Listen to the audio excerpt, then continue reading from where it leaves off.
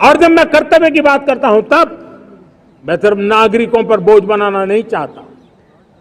कर्तव्य केंद्र सरकार के भी है, कर्तव्य केंद्र सरकार के हर मुलाजिम के भी है, कर्तव्य राज्य सरकारों के भी है, राज्य सरकार के हर मुलाजिम के है, कर्तव्य हर स्थानीय स्वराज संस्था के हैं, चाहे पंचायत हो, नगर पालिका हो, महानगर पालिका हो, तहसील हो, जिला हो, हर किसी के कर्तव्य है।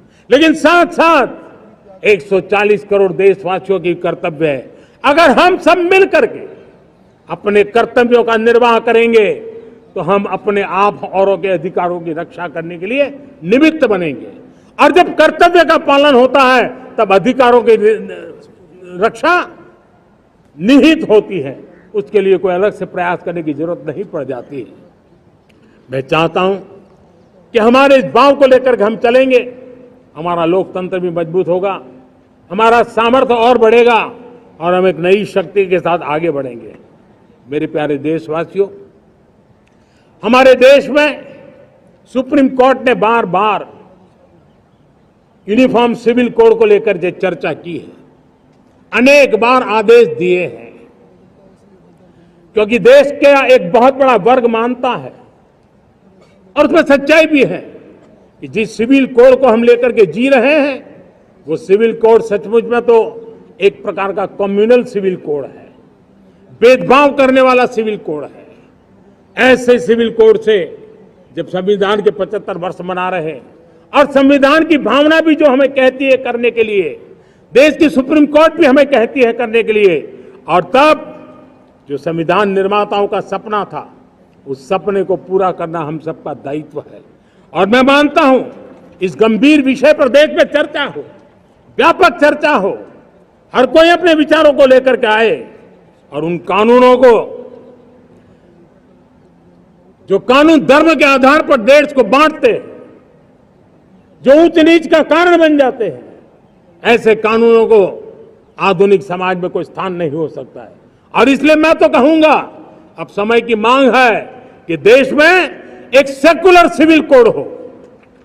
हमने कम्युनल सिविल कोड में 75 साल बिताए हैं, अब हमें सेक्युलर सिविल कोड की तरफ जाना होगा और तब जाकर के देश में धर्म के आधार पर जो भेदभाव हो रहे हैं, सामान्य नागरिक को जो दूरी महसूस होती है, उससे हमें मुक्ति मिलेगी। मेरे प्यारे देशवासियों, जब मैं देश में एक चिंता हमेशा कहता हूं, परिवारवाद, जातिवाद भारत के लोकतंत्र को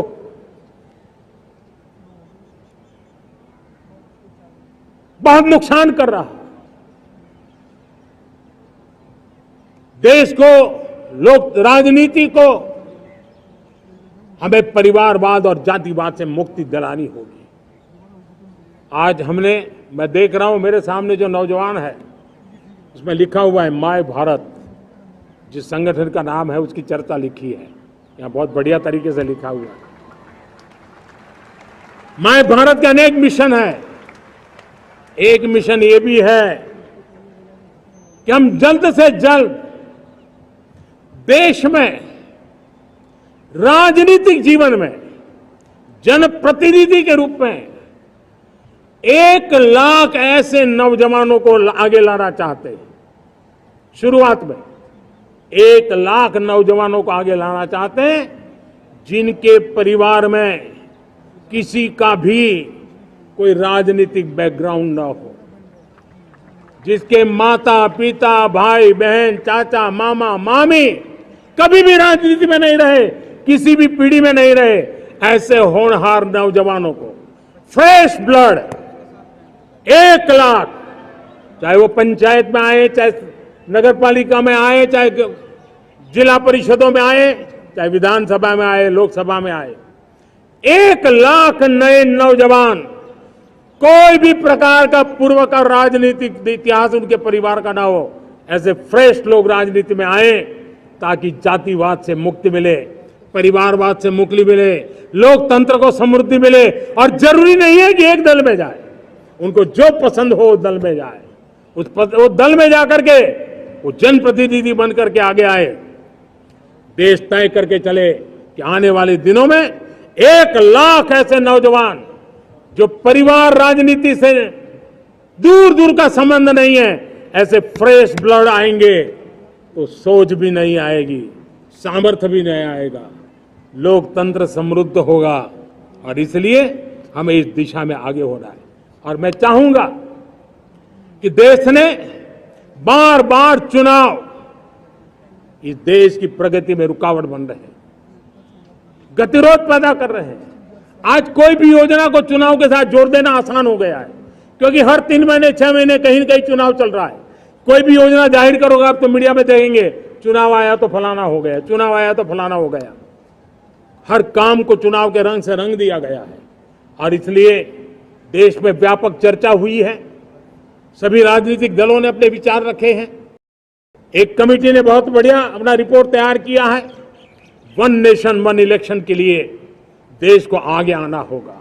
मैं लाल किले से तिरंगे की साक्षी में देश के राजनीतिक दलों से आग्रह करता हूं, देश के संविधान को समझने वाले लोगों से आग्रह करता हूं कि भारत की प्रगति के लिए, भारत के संसाधनों का सर्वाधिक उपयोग जन सामान्य के लिए हो, उसके लिए वन नेशन वन इलेक्शन के सपने को साकार करने के लिए हमें आगे आना चाहिए। मेरे प्यारे देशवासियों, भारत का स्वर्णिम कालखंड है। 2047 विकसित भारत, ये हमारी प्रतीक्षा कर रहा है। बाधाएं, रुकावटें, चुनौतियां, उसको परास्त करके एक दृढ़ संकल्प के साथ ये देश चलने के लिए प्रतिबद्ध है।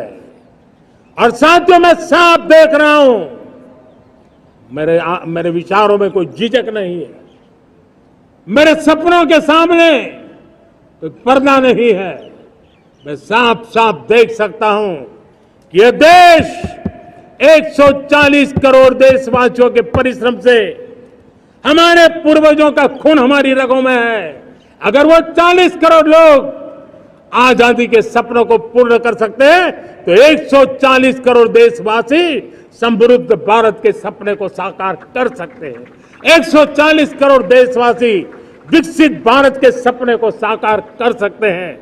और मैंने पहले भी कहा था कि मेरे तीसरे टर्म में देश तीसरी इकोनॉमी तो बनेगा ही, लेकिन मैं 3 गुना काम करूंगा, 3 गुना तेज गति से काम करूंगा, 3 गुना व्यापकता से काम करूंगा, ताकि देश के लिए जो सपने हैं वो बहुत निकट में पूरे हो।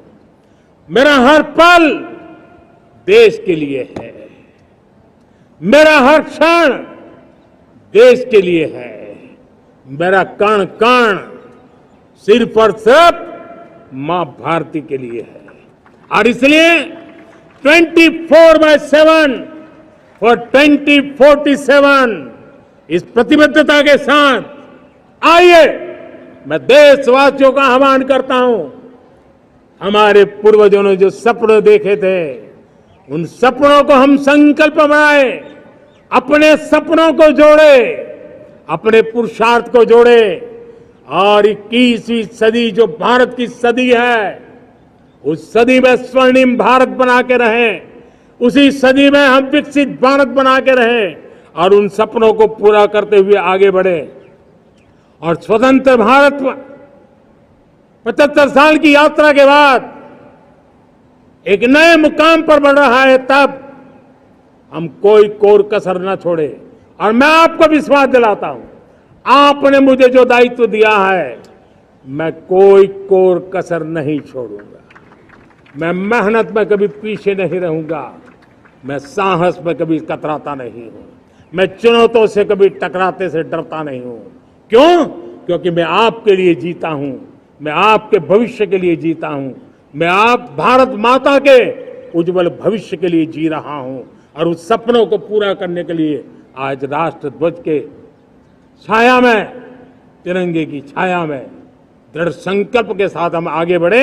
इसी के साथ मेरे साथ बोलिए, भारत माता की, भारत माता की, भारत माता की, वंदे वंदे वंदे वंदे जय हिंद।